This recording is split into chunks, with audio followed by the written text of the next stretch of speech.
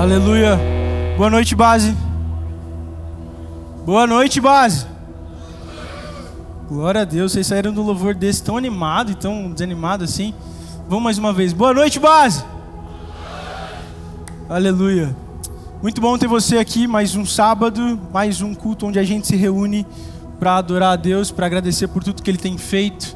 Eu quero, antes de começar e entrar na palavra, eu quero fazer algumas perguntas para você. Quem aqui frequenta a base, pelo menos todo sábado ou esporadicamente, e acredita que esse é um lugar onde o Senhor fala conosco, onde Ele transforma as nossas vidas, e você vem aqui exatamente por conta disso?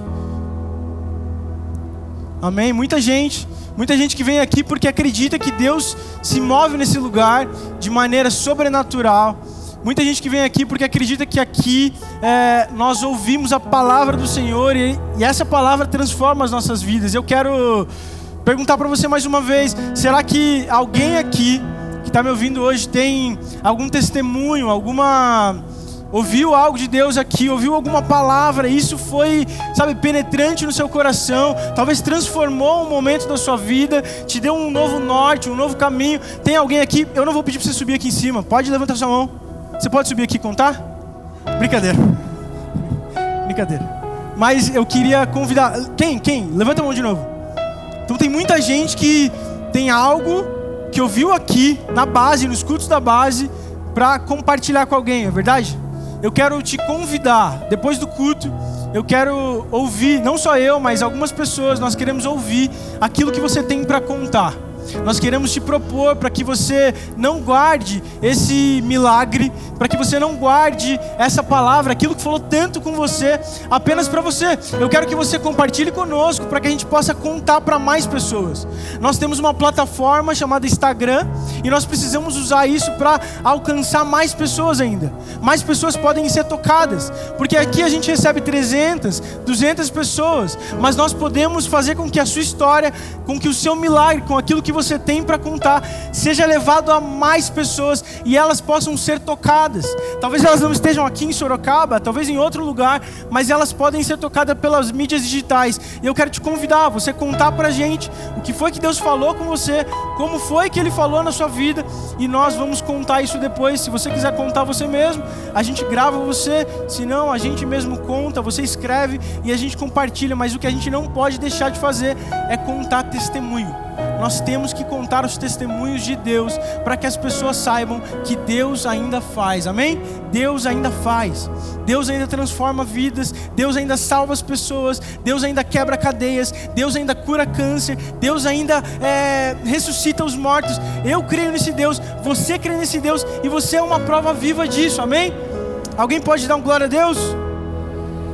Aleluia. Eu quero falar com você sobre um assunto muito importante. Eu quero falar com você sobre algo que está se aproximando. Dia 6 de outubro, muitos nós aqui, vamos escolher os próximos governadores, né? Prefeito, aqueles que governam a nossa cidade, e os nossos vereadores. Quem tem mais de 16 anos já vai votar? Quem já sabe em quem vai votar? Não precisa falar, em nome de Jesus, não fala. Você já sabe em quem você vai votar? Quem aqui escolheu esse candidato porque ele é o que mais se aproxima da Bíblia? Glória a Deus. Mas diminuíram as mãos. Deixa eu te dar uma dica. O candidato que mais se aproxima da Bíblia não é aquele que abre mais a Bíblia ou cita versículos, mas é aquele que vive como a Bíblia manda viver. E nós vamos escolher esses candidatos. Nós vamos escolher o prefeito, o vereador, no dia 6, todas as cidades do Brasil. Nós vamos votar para escolher quem é que governa. Mas eu não quero falar de política, eu não vou falar de política aqui, mas eu vou falar sobre governo. Eu quero chamar você a você ouvir sobre governo. Essa palavra é muito importante. A Bíblia cita ela em vários momentos. E eu quero que você saiba de uma vez por todas que você... Não só os candidatos, não só o prefeito, não só o presidente do Brasil, mas você foi chamado para governar. Você e eu fomos chamados para governo. Vira para quem está do seu lado e fala assim: você foi chamado para governar. Todos nós fomos chamados para governo. Eu quero que você saiba disso e saia daqui com isso intrínseco dentro de você, para que você viva o governo. Nós precisamos entender qual é esse governo, porque nem todos nós fomos chamados para ser políticos. Nem todos nós vamos ter uma vida política. Nem todos nós vamos sentar na cadeira lá e assinar vários papéis e começar leis. Nem todos nós vamos fazer isso. Mas alguns aqui, eu tenho certeza que foram chamados para isso. Eu tenho certeza que Deus quer levantar aqui, no nosso meio, pessoas que vão ocupar essas cadeiras. Pessoas que vão fazer a diferença lá dentro. Tem alguém aqui que olha para o cenário político hoje do Brasil e diz assim: ninguém presta, não tem quem presta? Tem alguém aqui? Amém, vocês foram chamados então para ser esses que prestam. Quando a gente vê um problema, quando eu vejo um problema e falo assim, ninguém presta nesse lugar, então talvez Deus esteja dizendo para você como você tem que se comportar, e talvez você tenha que se levantar para isso. Então, se você enxergou esse déficit, essa deficiência no nosso governo, eu queria te convidar a assumir esse lugar. Se levanta como um homem, como uma mulher de Deus, e mostra para a nossa nação como é que um cristão de verdade governa. Mostra o que é justiça de verdade. Não essa que nos foi apresentada, mas a justiça de Deus, aquela que pode passar tudo, mas a justiça dele não passa. Sabe, nós precisamos parar de reclamar e começar a nos levantar como resposta. Isso é uma coisa que a gente sempre fala aqui. Nós precisamos olhar e falar assim, bom, tem um erro e eu sei resolver. Eu vou levantar, eu vou estudar e eu vou mostrar Jesus aonde quer que eu esteja. O cenário político ele é muito importante. Só que hoje ninguém quer ser político, hoje todo mundo quer ser empresário. Ninguém mais quer ser prefeito, presidente, ninguém mais. Porque a gente tem essa ideia de que nesses lugares ninguém presta. E talvez isso até seja um pouco verdade. É muito difícil você achar de fato alguém que está lá dentro que é piedoso de verdade como Jesus. Mas não é porque não tem que nós devemos desistir disso. A Bíblia diz que nós devemos ocupar todos os lugares e governar sobre todos eles. E eu quero te convidar a entender isso hoje. Nós vamos falar sobre governo e nós somos agentes do reino nisso. Você é um agente do reino. Mas antes disso eu quero te explicar um pouco o que é governo. Olha só o que a Bíblia diz lá em Gênesis 1, do 27 ao 28. Se você quiser, abra sua Bíblia aí, Gênesis 1, 27 e 28. É muito fácil. Primeiro livro da Bíblia, primeiro capítulo.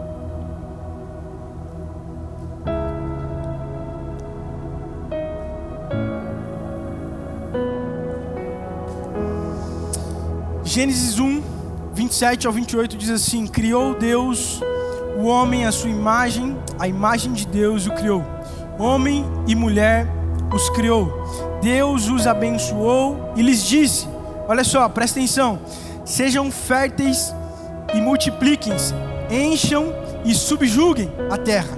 Dominem sobre os peixes do mar, sobre as aves do céu e sobre todos os animais que se movem pela terra. Encham e subjuguem a terra. Dominem sobre os peixes do mar, sobre as aves do céu e sobre todos os animais que se movem pela terra. Subjugar aqui quer dizer governar e dominar. Então Deus está dizendo que o homem foi chamado e foi criado e colocado na terra para governar sobre todas as coisas. Então pensa só que Deus em 7 dias fez uma baita de uma criação. Criou os céus, terra, disse haja luz, disse haja isso, haja aquilo. Criou tudo que você conhece. Tudo que nós vemos em Gênesis aqui para trás, Ele criou tudo. Deus criou todas essas coisas e a última coisa que Ele criou foi eu e você. E aí Ele diz assim: façamos a nossa imagem e semelhança. Foi a única obra criada que Deus disse: façamos a nossa imagem e semelhança. E Ele colocou você nessa criação, com tudo pronto, e disse assim: agora você vai governar sobre tudo isso. Tudo isso que foi criado, eu vou te dar governo sobre todas essas coisas. Olha só o que diz Gênesis 2, do 7 7:15. Então o Senhor Deus formou o homem do pó da terra e soprou em suas narinas o fôlego de vida. E o homem se tornou um ser vivente. O 15 diz assim: o Senhor Deus colocou o homem no jardim do Éden para cuidar dele e cultivá-lo. Então Deus está falando para a gente que governar é cultivar e cuidar. Só que quando a gente ouve essa palavra de governo, governe sobre algo, a gente fala assim: governar é dar ordem. Quando a gente acha que... Quando a gente ouve governo, a gente acha que a gente vai sentar em algum lugar e começar a falar como é que as coisas têm que ser. Ou seja, você está sendo colocado numa cadeira de poder e dizendo para tal coisa: ó, você faz isso, você faz aquilo, você faz aquilo. Mas não é isso que Deus falou. Na linguagem de Deus, governo não tem nada a ver com dar ordens. Na linguagem de Deus, governo não é mandar em tudo. Na linguagem de Deus, governo é cuidar e cultivar daquilo que foi criado. Então, se a gente consegue mudar essa percepção, até agora a política não fica tão ruim. Por quê? Porque nós temos que cuidar e cultivar daquilo que Deus já criou. Adão e Eva foi colocado no jardim para cuidar e cultivar daquilo que Deus tinha criado, para fazer com que aquela criação chegasse ao máximo da sua criação, para retirar de tudo daquela criação que ela tinha de melhor. Adão e Eva foi colocado lá para cuidar e cultivar daquilo que Deus tinha criado, para fazer com que a criação desse tudo que ela podia de melhor para eles. Eles não foram chamados para governar e fazer uma nova criação e começar a dizer como é que as coisas iam ter que funcionar. Mas olha que loucura, Deus cria o homem do pó da terra, sopra nele, coloca na criação e fala assim: agora você governa sobre tudo isso. E Deus não deu um nome a nenhum animal. Deus chamou de animal. E aí Adão foi lá, nome tal, nome tal, nome tal. Eu não sei como que ele chegou no ornitorrinco, mas ele deu o nome de todos. Não, eu não sei se ele deu do ornitorrinco, eu tô brincando. Mas ele deu o nome de todos os animais. Ou seja, por quê? Porque Deus fez a criação, deu para nós e falou assim: agora vocês têm que governar, fazer com que isso flua, fazer com que isso funcione. Esse é o nosso papel. Cara, Deus em toda a sua majestade, grandiosidade, poder, em toda a sua onisciência, onipresença, onipotência, Ele quis compartilhar o governo da criação dele comigo e com você. Eu não sei, para mim isso é muito louco, saber que Deus Todo-Poderoso, Ele olha para mim, Ele faz uma criação, Ele fala assim: isso aqui é bom, e agora eu vou dar metade do governo, eu vou deixar esse cara governar. Deus ele não criou essa mesa, mas Ele deu inteligência para o homem pegar a madeira, pegar o ferro, extrair da onde estava e criar uma coisa. Por quê? Porque nós somos chamados para fazer com que a criação chegue no seu ápice. Isso é governar, é cultivar e cuidar daquilo que foi criado por Deus. Deus não fez nada por acaso. Ele não estava brincando de dados e, Ele não estourou uma bomba e aí do nada o mundo aconteceu. Não foi isso, tudo tem uma missão.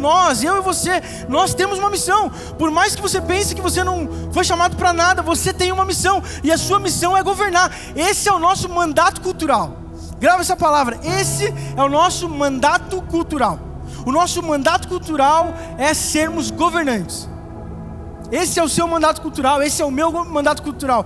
Governar sobre tudo aquilo que Deus fez. Olha que legal, mandato é aquilo que está encarregado, uma incumbência, uma missão, isso é muito bom, uma concessão de poderes para desempenho de uma representação. Ou seja, Deus te deu os poderes para que você possa representá-lo. Deus não deu poderes para que você possa criar algo do zero, mas Deus deu poderes para que você possa representar Ele com a sua criação.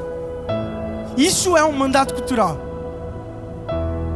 E nós poderíamos falar desse assunto por horas, nós poderíamos fazer uma série desse assunto, como nós devemos governar.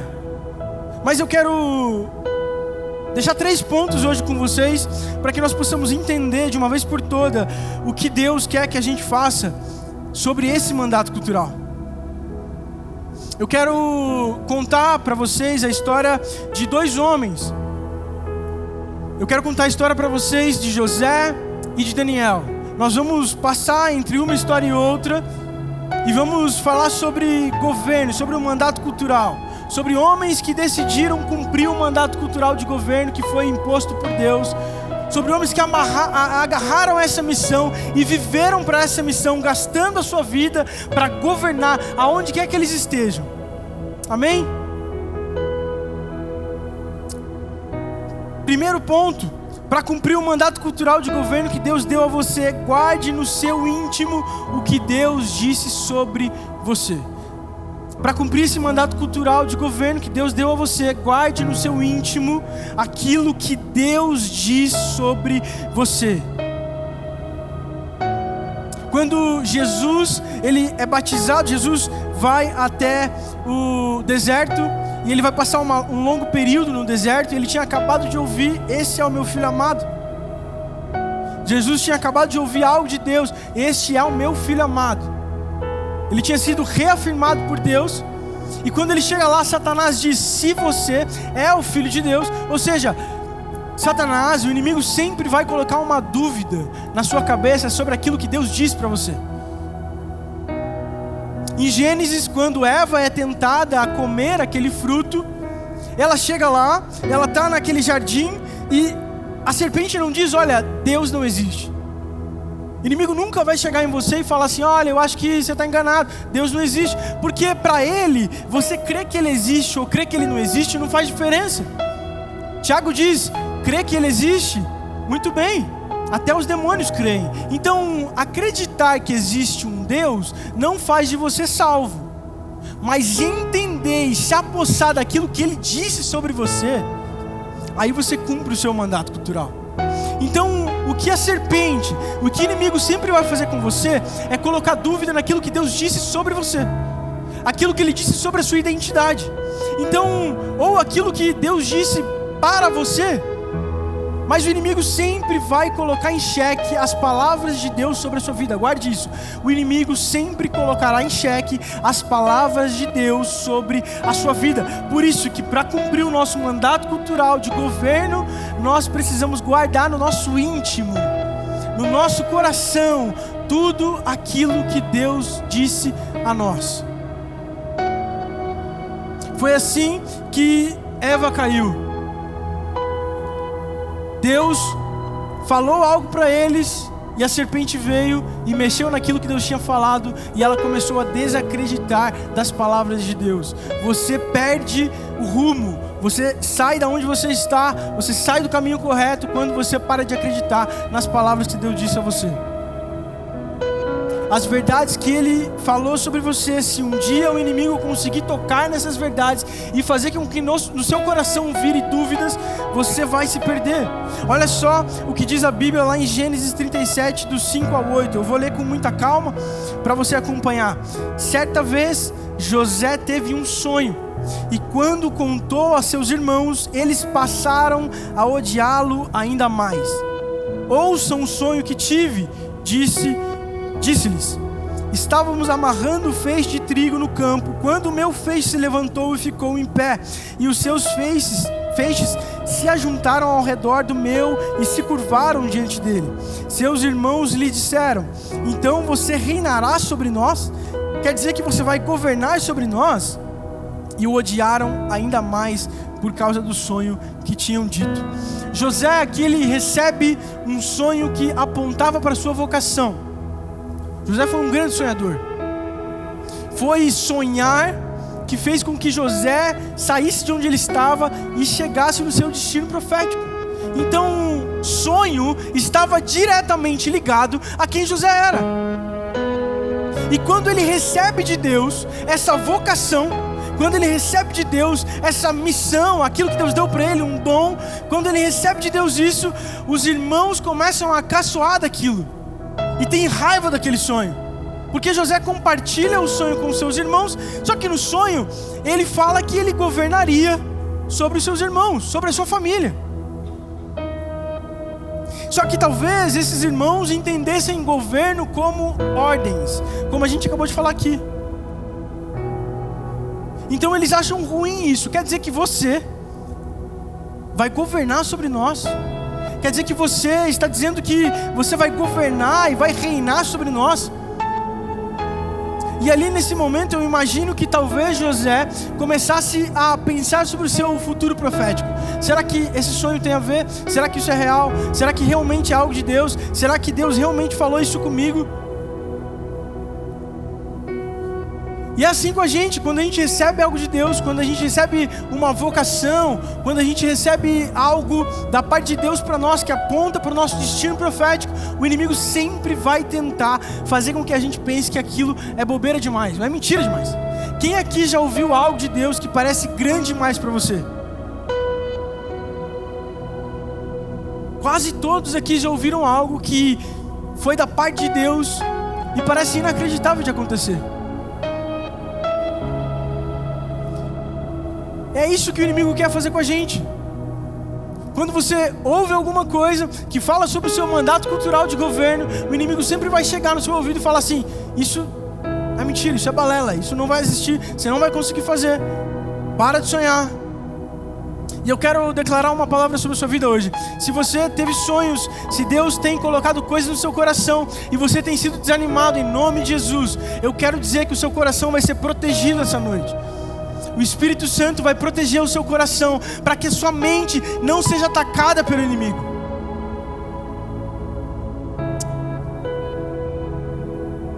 Olha só o que diz em Gênesis 37, do 18 ao 19. Mas eles viram de longe, antes que chegassem, planejaram matá-lo. Lá vem aquele sonhador, disseram os outros. José, ele conta um outro sonho para a família. E aí agora até os pais ficam meio assim com José. E aí ele começa os pais começam, a Bíblia diz que Jacó fica meio pensativo. Eu tenho certeza que você já contou coisas para os seus pais que nem eles acreditaram. Ai, meu filho, ó, você é bom nisso, mas não sei se, né? Quando eu falei meu pai que eu queria ser jogador de futebol, ele falou assim: ah, filho, você não faz gol nem no interclasse. Mas ele estava certo. Aí não foi o inimigo, não, foi... Mas a gente tem que saber ser sábio também, né? Mas... Você também passou por isso? Mas a gente precisa entender que os nossos sonhos, aquilo que Deus falou sobre nós, não fala sobre só o que nós vamos fazer, mas sobre quem nós somos também. É interessante que os irmãos de José, tentando tirar sarro dele, começam a declarar sobre a vida dele quem ele era. Eles disseram assim: lá vem aquele sonhador. Glória a Deus. Até os irmãos já começaram a reconhecer algo sobre a vida de José. Eles estavam tentando jogar um balde de água fria em José, mas eles não conseguiram, porque eles estavam só apontando para o destino profético de José. Eu não sei quantas palavras você ouviu sobre os seus sonhos, sobre os seus planos, aqueles que tentaram te frustrar, talvez a sua própria mente tentando te frustrar, mas deixa eu dizer, Deus está dizendo para você mais uma vez: o que eu falei vai se cumprir, você é o que eu falei. O nosso mandato cultural, ele fala de quem nós somos. Nós somos governantes e precisamos assumir isso de uma vez por todas. Nós precisamos assumir, nos agarrar ao nosso mandato, para que as pessoas comecem a nos reconhecer como isso. As pessoas têm que olhar para nós e falar assim: nossa, aquela pessoa parece que governa sobre as situações, ela governa sobre as coisas.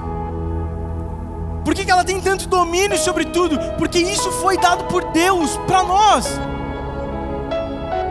Cuidar e cultivar daquilo que Ele criou, é para isso que Ele nos chamou. As pessoas precisam te reconhecer como aquele que cuida e cultiva da criação para entregar o máximo que ela pode.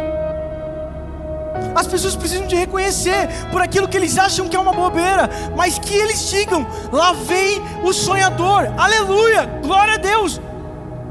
Nós não vamos parar de sonhar. Enquanto Deus der sonho para nós, nós não vamos parar de sonhar. Enquanto Deus der sonho para a igreja, nós não vamos parar de avançar. Nós vamos continuar avançando.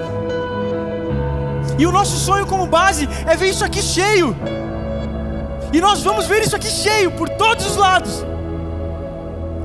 Porque nós não vamos parar de avançar. Porque foi algo que Deus disse para nós. Aleluia. José foi vendido, ele foi comprado, e agora ele estava em terra estranha. José, os irmãos têm um plano para matar José, e um dos irmãos acha que é uma má ideia, então diz para jogar ele numa cisterna, que é um poço. O poço estava vazio, e esse irmão tinha um plano de passar e buscar José de novo, e não deixar que ele fosse vendido ou morto. Mas isso não acontece, ele é vendido e levado para o Egito como escravo agora. Agora o sonhador vira escravo. A nomenclatura que está sobre ele agora é escravo. Qual é a nomenclatura que colocaram sobre você? O que é que as pessoas têm dito sobre você? O que é que você tem dito sobre você?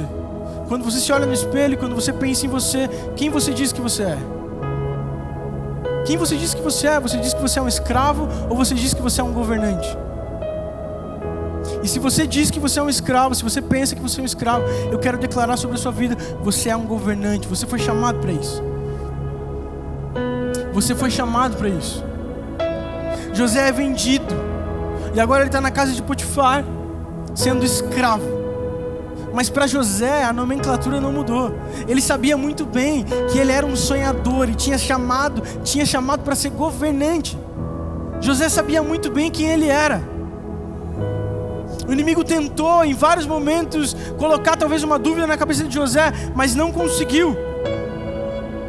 O que eu quero compartilhar com você agora é que em lugares de confronto como o de José, sendo escravo, a principal área que você e eu nós temos que governar são nossas emoções. A principal área que nós temos que governar em qualquer lugar, mas principalmente em lugar de confronto, são as nossas emoções. Quem aqui está passando por um momento desconfortável? Quem aqui está sendo tentado nas suas emoções? Em nome de Jesus, você vai receber governo sobre elas hoje. Você vai aprender a governar suas emoções. Você vai aprender a governar e ser um governante, principalmente sobre as suas emoções, nesses momentos desconfortáveis como foi José. O lugar que você está não dita quem você é. Aonde te colocaram não dita quem você é. O que fala o que você é, o que Deus disse. Deus disse que você foi chamado para governar sobre toda a criação. Aleluia. Essa é a verdade de Deus sobre você. Olha só o que diz lá em Gênesis 39:1. O Senhor estava com José, de modo que este prosperou e passou a morar na casa do seu senhor egípcio. Quando nós somos levados para esse lugar de desconforto e nossas emoções são testadas, ou o governo das nossas emoções são testadas, nós precisamos entender que o poder que tem decidir. Há um poder enorme em decidir. Eduardo, como assim? Como assim decidir? Eu quero abrir um parênteses e lembrar aqui vocês de Daniel. Eu falei que eu ia falar de Daniel. Se você quiser abrir sua Bíblia agora, Daniel 1, do 6 ao 9. Nós vamos entender porque é muito importante essa palavra, decisão. Em momentos desconfortáveis, aonde você está longe daquilo que você é acostumado, da onde você foi levado para um lugar que você é estrangeiro, como aconteceu com José, como aconteceu com Daniel, eu quero que você saiba o poder que tem essa palavra decisão. Daniel 1, 6, 9 diz assim: entre esses estavam alguns que vieram de Judá: Daniel, Ananias, Misael e Azarias. O chefe dos oficiais deu-lhes novos nomes: a Daniel, o nome de Beltesazar; a Ananias, Sadraque; a Misael, Mesaque; e Azarias, Abidnego. Daniel, contudo, decidiu não se tornar impuro com comida e com vinho do rei, e pediu ao chefe dos oficiais permissão para se abster deles. Deus fez com que o homem fosse bondoso para com Daniel e tivesse simpatia por ele. Daniel decidiu, repita comigo, decidiu. Mais forte, decidiu. Daniel decide. Quando você é levado para um lugar de desconforto, a primeira coisa que você precisa fazer é decidir, não se entregar. Quando você for levado para um lugar de desconforto, aonde vai testar o governo das suas emoções, a primeira coisa que você tem que fazer nesse lugar é decidir não se entregar para esse lugar. Você tem que entender que isso é poderoso. Você tem que decidir. Daniel não pediu opinião. Daniel decidiu. Não foi uma opção. Daniel, você pode comer isso ou aquilo. Ele falou, não, a minha decisão é essa. Eu decido. Alguém que governa decide. Alguém que é governado é levado, mas alguém que governa decide. Eu decido não me contaminar. E aonde você está hoje, eu quero que você saiba, você precisa decidir não se contaminar com as mentiras de Satanás. Para cumprir o nosso mandato cultural de governo, você precisa decidir aonde quer que você esteja. É isso que vai diferenciar você dos outros. Se você é alguém que decidiu ou se você é alguém que não sabe e está sendo levado para lá e para cá conforme muda a rota. Se você acompanha o hype ou se você acompanha Jesus. Você precisa decidir. Nós precisamos de jovens que guardam aquilo que Deus falou, a ponto de, mesmo que tenham seus nomes trocados em terras estranhas, ainda assumam as suas responsabilidades com o seu chamado. Daniel e seus amigos foram levados para uma terra estranha, mudaram seus nomes, e mesmo assim ele ainda decide. Do que é que te chamam no lugar onde você trabalha? Aqui na igreja podem te chamar de um abençoado, mas o que é que falam sobre você lá na sua família, aonde você trabalha? Você precisa decidir a não se contaminar com essas coisas. Você precisa decidir que você não vai se contaminar com o que o mundo oferece, com as mentiras fantasiadas de verdade que o mundo oferece. Nós precisamos que jovens, homens, mulheres, pais, filhos se levantem, para que não importa o lugar, não importa o tempo, não importa como, se você está como escravo, se você está governando, não importa, você precisa decidir. Você precisa decidir por Jesus, aonde quer que você esteja. Para guardar as coisas que Deus diz a nós, o nosso íntimo, nós precisamos decidir que nós não vamos ouvir outras coisas. Você precisa controlar as suas emoções e governar sobre elas. Quem não governa sobre as emoções, resolve as coisas na cadeirada. Eu escrevi essa aqui.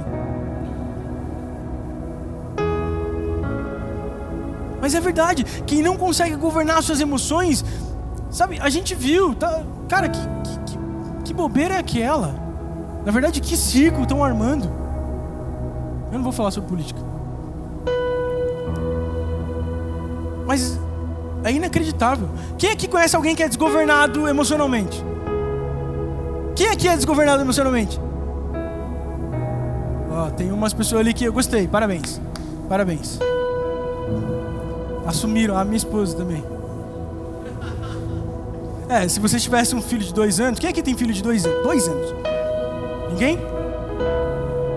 Deus derrama essa bênção sobre vocês. É muito bom, mas é loucura. É loucura. Aí desgoverna suas emoções mesmo. Vamos voltar para José. José foi visto por Potifar, aquele que tinha o comprado como escravo, como um homem digno de confiança e governo. Tanto que Potifar dá o governo da sua casa para um homem que tinha sido comprado.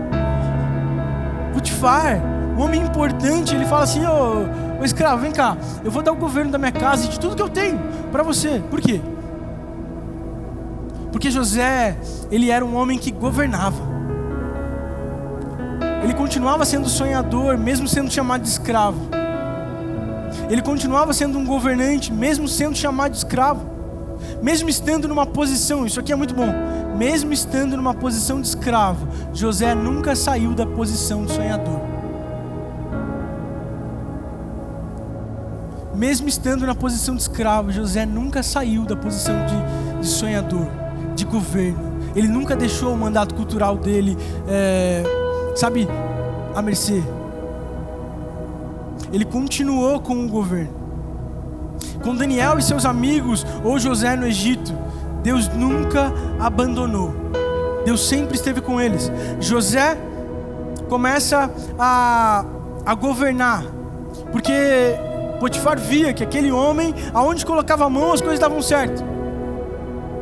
Daniel decide não comer e não beber o vinho do rei. E ele tem o melhor corpo, o melhor shape de todo mundo. Ele e seus amigos estão trincando. Ele recebe então um lugar de governo. Sabe quando nós perdemos o governo das nossas emoções? Você que levantou a mão, desgovernado, desgovernada, brincadeira. Nós perdemos o governo das nossas emoções quando não reconhecemos o governo de Deus sobre nós. Quando você não reconhece que Deus governa sobre a sua vida, você perde o governo das suas emoções. Quem aqui já passou por uma situação financeira que você falou, agora vai, agora não tem mais jeito, não sei mais o que eu vou fazer? Muita gente aqui, eu já passei. E é nesse momento que a gente perde as nossas emoções, a gente perde o governo delas, porque nós não entendemos que sobre tudo Deus governa. É difícil às vezes escutar isso e achar que isso vai dar certo, mas é verdade. Quando nós entendemos que Deus governa sobre tudo, não há nada debaixo dos céus, ou debaixo da terra, ou na terra, ou em cima dos céus, que Deus não tenha o governo. Quando nós estamos com isso no nosso coração, e isso é imutável em nós, nós não perdemos o controle das nossas emoções. Porque nós sabemos, pode ser dia, pode ser noite, pode chover, pode fazer calor, Deus está governando. José, ele estava na cisterna, depois ele é vendido, ele está na casa de Potifar, ele sabe que Deus está governando. Daniel foi levado escravo também, mas ele sabe, Deus está governando. Não importa onde eu estou, não importa como estou, não importa do que me chamem, meu Deus governa, o seu Deus governa. Não importa aonde você está e como você está, eu quero declarar isso sobre você. O seu Deus continua com o governo. Ele não perdeu o governo. E se você perdeu o governo das suas emoções, Ele vai restaurar o governo, pois Ele governa sobre todas as coisas, sobre todas as estações, sobre toda tempestade, sobre toda doença, sobre tudo. Deus ainda tem o governo. Deus continua governando. Por mais que você ache que ninguém na política presta, Deus está no governo. Não importa o que façam, no final do livro, a notícia é boa. No final do livro Ele reina. Aleluia. Para não perder o governo das suas emoções, guarde no seu íntimo as promessas de Deus sobre você. Para não perder o governo sobre as suas emoções em dias difíceis, em lugares difíceis, guarde no seu íntimo aquilo que Deus diz para você. Guarde as promessas dele para você. Lembre-se das promessas de Deus todos os dias, para que você não perca o governo das suas emoções. Amém? Para cumprir o mandato cultural de governar que Deus deu a você, posicione-se contra o que é contrário aos princípios bíblicos.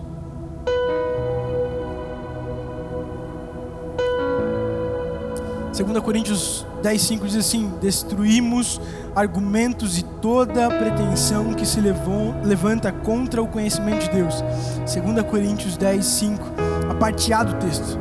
Destruímos argumentos e toda pretensão que se levanta contra o conhecimento de Deus. Nós somos chamados para nos posicionar. Ficar em cima do muro não é uma opção para nós. Ah, mas não é uma opção. Você não foi chamado para isso. Você foi chamado para governo, para cuidar e cultivar. Se você vê que não está sendo cuidado e cultivado, você precisa cuidar e cultivar. Você não pode ficar em cima do muro. Você não pode aceitar tudo. Gênesis 39, do 12 ao 20.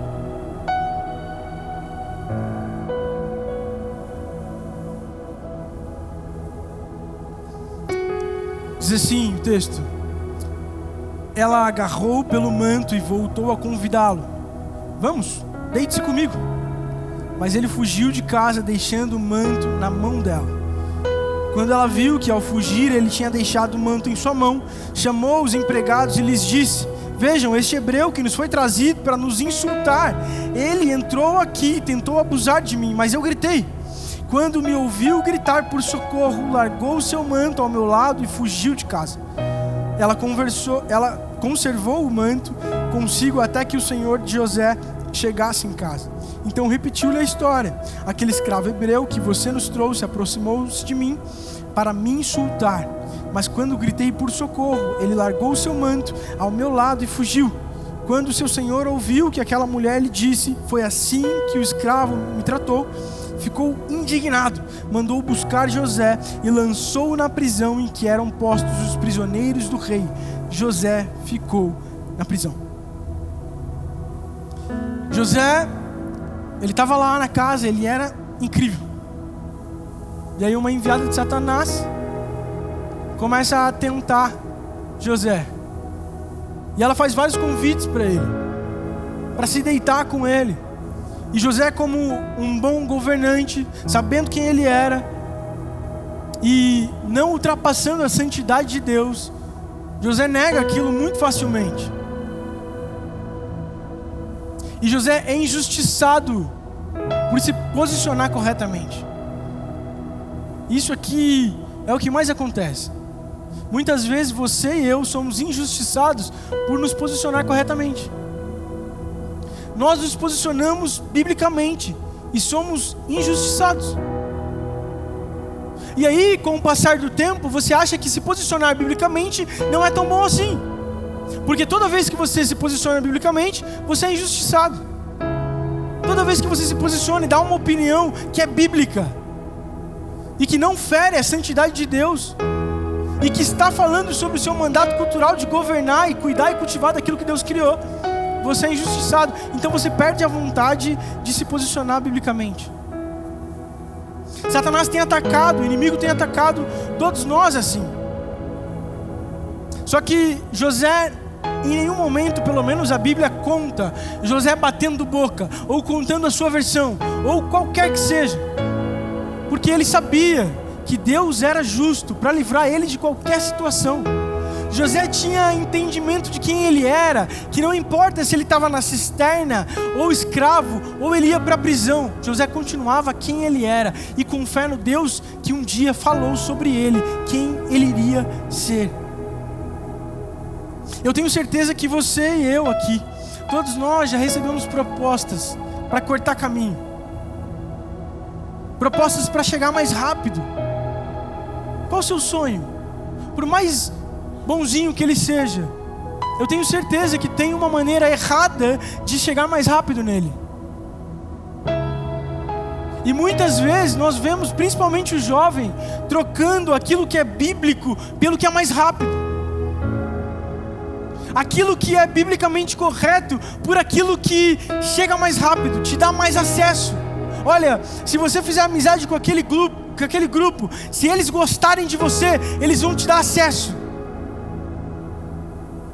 Se você não dá essa opinião, talvez esse grupo de pessoas que pode te promover, eles te deem acesso. Se eles não souberem, obrigado, Paulo. Se eles não souberem aquilo que você pensa sobre esse assunto, talvez você fique ileso, você continue aqui dentro. Olha, se você fazer dessa maneira, você ganha mais. Mas sabe, está todo mundo fazendo, por que você também não faz? Porque o que todo mundo faz não é correto. O correto é o que Deus mandou você fazer. O correto é o que Deus chamou você para fazer. E para cumprir o nosso mandato cultural de governo, nós precisamos entender que nós precisamos, em vários momentos, nos posicionar biblicamente. E não importa o que isso vai fazer com a nossa vida, nem que você seja levado preso injustamente, você precisa se posicionar biblicamente. Só que muitos de nós, a verdade é que muitos de nós não estão dispostos a pagar o preço pelo posicionamento bíblico. Tanto que a gente está virando, soft. De certos assuntos eu falo, mas de outros não, porque eles são polêmicos. Eles podem me colocar contra tal pessoa e, podem atrapalhar a minha vida aqui no trabalho ou a minha vida na faculdade. Desculpa, você não está cuidando e cultivando aquilo que foi criado. Deus não chamou você para imaginar aonde você dá palpite ou não dá palpite. Na verdade, Deus nem quer que você dê palpite. Deus quer que você dê exemplo. Que você se posicione. Que as pessoas olhem para você e elas consigam ler a Bíblia da maneira como você anda, da maneira como você fala, da maneira como você atende as pessoas, da maneira como você conversa, trata sua mãe, seu pai, sua esposa, seus filhos. É isso que Deus espera de você. Ele espera que você agarre esse mandato cultural e comece a governar em todas as situações, mas não mandando, cuidando e cultivando de tudo aquilo que Ele criou. Quantas ofertas você já recebeu aqui para encurtar caminho? Ofertas como essa, que talvez ninguém ia saber, mas você sabe biblicamente que não é correto. Hoje, os jovens preferem ser aceitos do que ser bíblicos. Hoje nós estamos numa rodinha e nós queremos ser politicamente correto e não biblicamente correto. Você usa o termo politicamente correto, mas não usa o termo biblicamente correto. Nós precisamos adotar esse termo e ser pessoas biblicamente corretas, não politicamente corretas.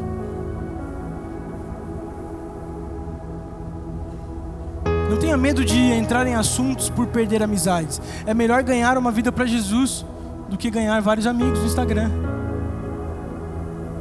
Hoje vale mais um Instagram cheio de seguidores do que seguir Jesus. As pessoas querem mais quantidade de seguidores e de likes, e por isso deixam de postar algumas coisas. Eu não vou postar que eu fui no culto, porque tem alguns amigos meus da faculdade que não gostam muito disso. Eu não vou postar que eu estou andando com essa pessoa, porque, a gente prefere muito mais ser levantado pelas pessoas, exaltado pelas pessoas, do que de fato exaltar o nome de Jesus com um posicionamento bíblico. Isso é verdade. Infelizmente é verdade. Olha só o que diz a história de Daniel. Nabucodonosor lhes disse: é verdade, Sadraque, Mesaque e Abidnego, que vocês não prestaram cultos aos meus deuses, nem adoram imagens de ouro que eu mandei erguer? Agora, porém, quando vocês ouvirem o som da trombeta, do pífaro, da cítara, da harpa e do saltério e da flauta dupla e de toda espécie de música, se vocês dispuserem a prostrar-se em terra e adorar a imagem que eu fiz, será melhor para vocês. Mas se não adorarem, serão imediatamente atirados em uma fornalha em chamas, e que Deus poderá livrá-los das minhas mãos. Sadraque, Mesaque e Abidnego responderam ao rei: ó Nabucodonosor, não precisamos nos defender diante de ti. Se formos atirados na fornalha em chamas, o Deus que emprestamos os cultos pode nos livrar, e Ele nos livrará de suas mãos, ó rei. Mas se Ele não nos livrar, saiba, rei, que não prestaremos cultos aos deuses, nem adoraremos imagens de ouro que mandaste erguer. Nabucodonosor ficou tão furioso com Sadraque, Mesaque e Abidnego que o semblante mudou. Deu ordem para que a fornalha fosse aquecida 7 vezes mais que de costume. Daniel e os seus amigos ouvem que eles deviam se prostrar e fazer aquilo que todo mundo fazia para ser aceito. Olha, se vocês não fizerem isso, o negócio não vai ficar bom para o seu lado. E eles mais uma vez decidem não se prostrar. Eles mais uma vez decidem ser biblicamente corretos. Eu vou fazer aquilo que Deus nos falou. Eu não adoro outro Deus, então eu não vou me prostrar. E o mais interessante aqui, eles disseram assim: olha, Deus pode nem livrar a gente de lá, mas eu não vou me prostrar. Quantos de nós estamos dispostos a não nos prostrar, mesmo se Deus não livrar a gente da fornalha? Mesmo que Deus não livre você da injustiça da prisão, como José. Mesmo que Ele não livre você da fornalha, você está disposto a não se prostrar? Você está disposto a ser biblicamente correto e se posicionar contra tudo aquilo que não é bíblico? Nós precisamos de pessoas que não se prostrem. Olha que interessante, Daniel e seus amigos, eles ardiam mais de amor por Deus do que aquela fornalha ardia para queimá-los. Vou repetir, Daniel e seus amigos ardiam mais de amor por Deus e pela sua palavra do que aquela fornalha ardia em fogo para queimá-los. Nós não precisamos ter medo de nos queimar. Muitos de nós não nos posicionamos a favor da palavra de Deus por medo de ser queimado. Sabe por que nós estamos com medo de ser queimado? Porque nós não estamos queimando. Porque aquele que queima de amor por Deus não é queimado por fornalha alguma. Aquele que guarda a palavra de Deus no seu coração não pode ser queimado por fornalha alguma. Não importa qual fornalha, 7 vezes, 14 vezes, 21 vezes mais quentes, não importa, você não pode ser queimado por fornalha alguma quando você queima mais que ela. O segredo para não ter medo de ser queimado é queimar por Jesus, é queimar de amor pela sua palavra, é guardar no seu coração aquilo que Ele disse sobre você. Para governar, nós precisamos disso. Para governar, nós precisamos nos posicionar biblicamente, mesmo que isso nos coloque uma fornalha em chamas. Você precisa assumir um posicionamento que às vezes vai te jogar em um lugar que é desconfortável o bastante, para chegar a ponto de quase tirar a sua vida. Isso é real, gente. Sabe, nós não viemos aqui falar de uma historinha fake. Nós não estamos aqui falando de um papo de coach. Isso é o evangelho, isso é real. O mundo precisa que você assuma o governo, a sua posição de governante. O mundo precisa que você se levante. O mundo não precisa de mais pessoas dando opinião sobre como tem que ser a política, sobre como tem que ser, sabe, o governo, sobre quem é melhor, se é direita, se é esquerda. O mundo precisa de alguém que pegue o lado da Bíblia e se levante em todos os lugares aonde você está. Existem várias esferas. Eu não sei, mas aqui tem várias pessoas que trabalham em lugares distintos. Alguns que estão decidindo o que vão fazer da vida. Sabe o que você tem que decidir fazer da vida? Você tem que decidir governar sobre as coisas que Deus criou, cuidando e cultivando. Essa tem que ser a sua decisão. Sendo biblicamente correto, guardando tudo aquilo que Deus falou para você, governando as suas emoções.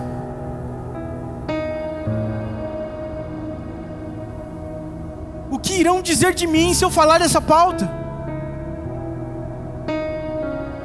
Quantos vão me largar se eu falar dessa pauta?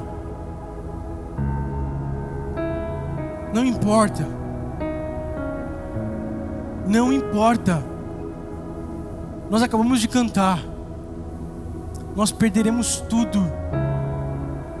Podemos perder qualquer coisa por Ele, por amor e com muita alegria. Nós seremos lançados em fornalhas ardentes, mas não queimaremos em nome de Jesus, porque nós queimamos muito mais pela palavra do Senhor.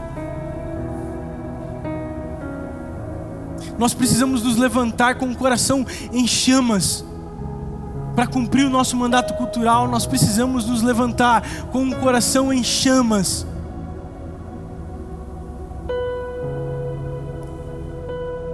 É muito interessante isso, porque não importa o lugar que José está.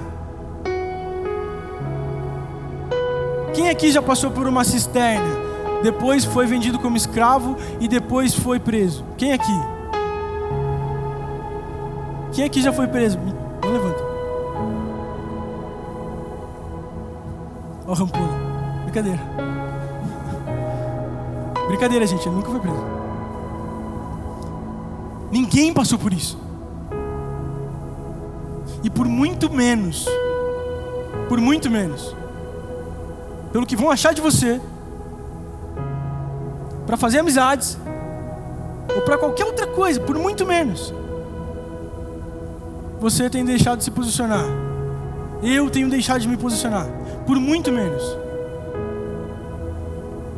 O que vale mais?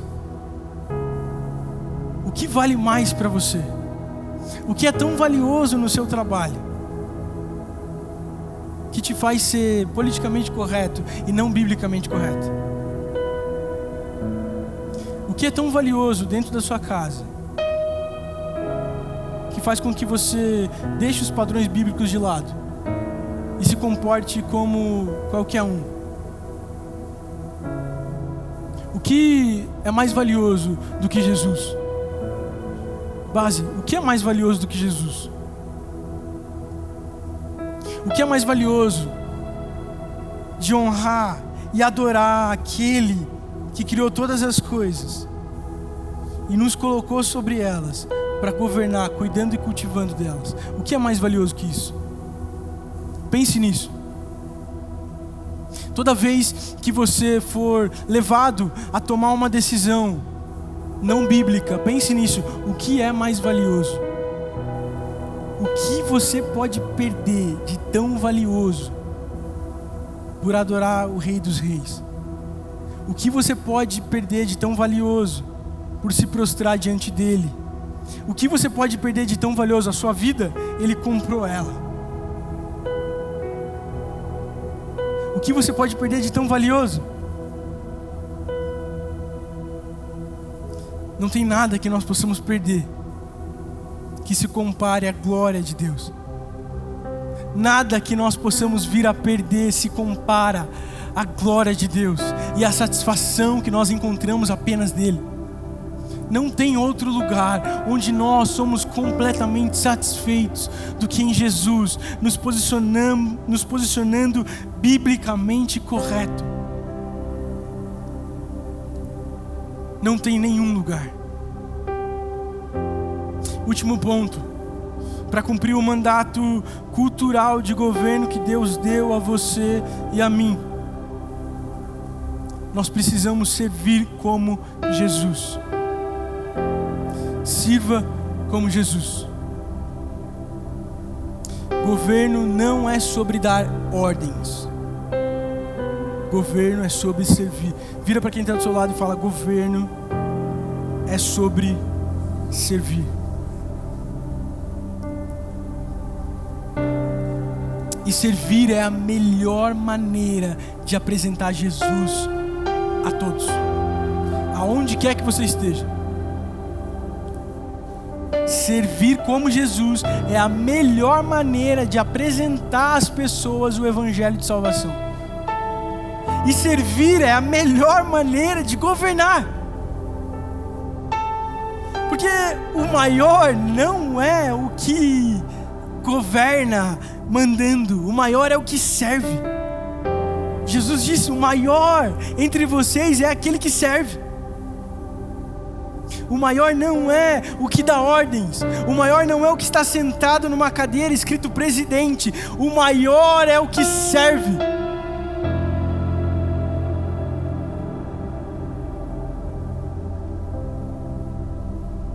O maior não foi aquele que mandou matar Jesus. O maior era Jesus.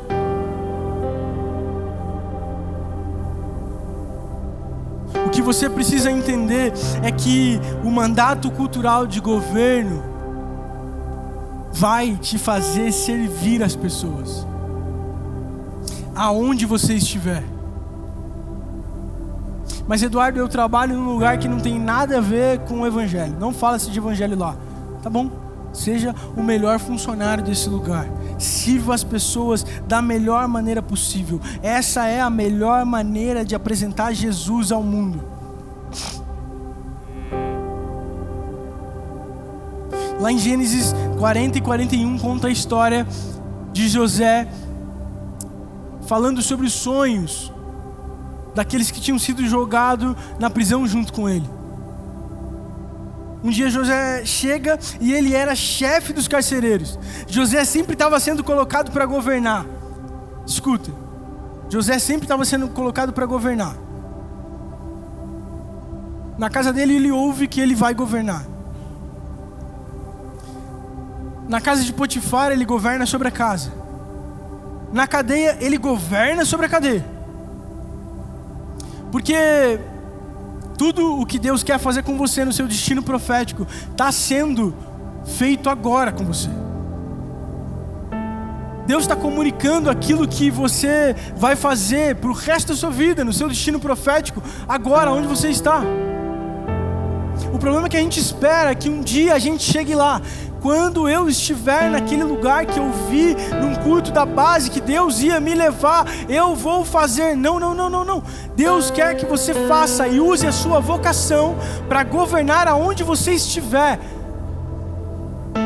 Independente do processo, independente do caminho, independente do que estão dizendo para você, você continua sendo o mesmo e fazendo aquilo que você foi chamado para fazer.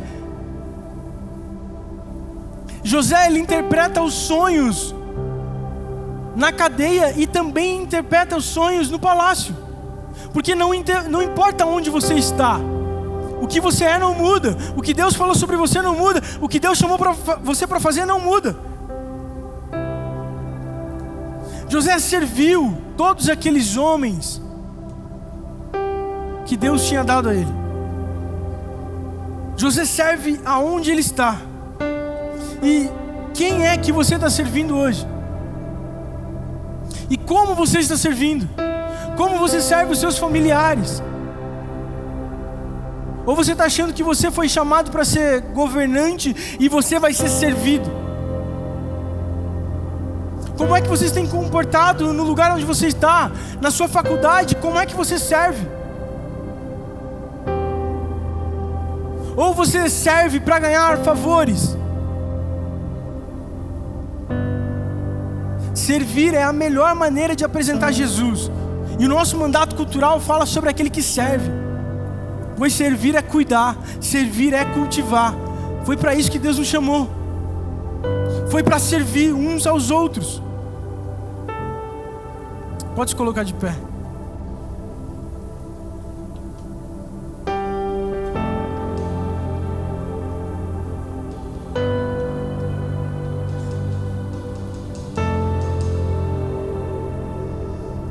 Alguém que deseja cumprir o seu mandato cultural de governo precisa imediatamente começar a servir. Você precisa entender que você precisa começar a servir. Não importa se você governa suas emoções, não importa se você guardou aquilo que Deus disse sobre você, sobre quem você vai ser, sobre aonde você vai chegar e quão grandes os movimentos vão ser. Não importa se você já guarda isso, amém, glória a Deus por isso. Isso é a primeira parte, mas a parte mais importante aqui: ninguém governa se não servir. Nós estamos chegando no momento onde nós vamos votar, escolher nossos candidatos. E talvez você tenha um chamado para a política, como nós falamos aqui.